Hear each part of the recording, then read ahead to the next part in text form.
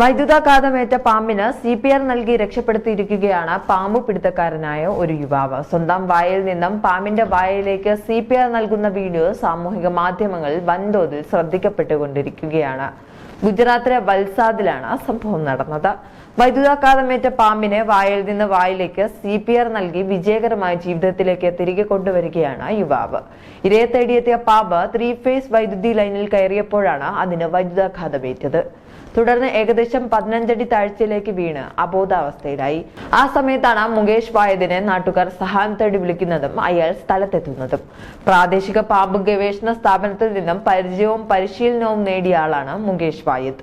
പാമ്പ് അനക്കവും പ്രതികരണവുമില്ലാതെ കിടക്കുന്നതായി യുവാവ് കണ്ടെത്തി. പിന്നാലെ അതിന് CPR നൽകുകയായിരുന്നു. അരമണിക്കൂറോളം നീണ്ട നിരന്തരമായ പരിശ്രമത്തിനു ശേഷം പാമ്പ് ജീവനുള്ളതിന്റെ ലക്ഷണങ്ങൾ കാണിക്കാനും ചലിക്കാനും തുടങ്ങി.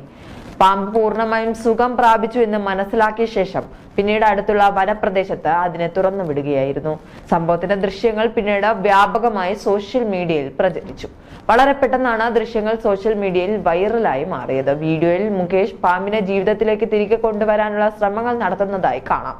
പാമ്പിനെ സഹായിച്ചതിന് ഒരുപാട് പേർ യുവാവിനെ അഭിനന്ദിച്ചു. എന്നാൽ വിദഗ്ധരുൾപ്പെടെ അനേകം ആളുകൾ ഈ പ്രവൃത്തിയിലെ അപകടത്തെക്കുറിച്ച് മുന്നറിയിപ്പ് നൽകുകയും ചെയ്തു.